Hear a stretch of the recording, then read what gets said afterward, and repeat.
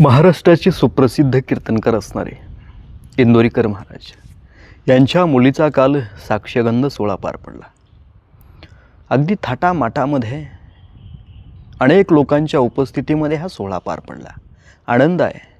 परंतु महाराज आपण कीर्तनामध्ये उभा राहिल्याच्या नंतर सामान्य लोकांना उपदेशाचे जे ढोस पाजत होतात त्याच्यावरून आज तुम्हाला महाराष्ट्रभर तुमच्यावरती टीका होती आहे. आमचं दुमत नाही आहे की तुम्ही मोठं लग्न केलं, आहातच मोठे, केलं तरी काय फरक पडणार नाही. परंतु जे लोकांना सांगतो बोले तैसा चाले त्याची वंदावी पावले असे म्हणतात. परंतु आपण जे बोललात तशी कृती केली नाही म्हणून संबंध महाराष्ट्राभर असणारी आपल्यावरती टीका होत आहे. ज्यांच्याकडे अमाप संपत्ती आहे त्यांनी असे थाटामाटामध्ये विवाह सोहळा केले तरी काय हरकत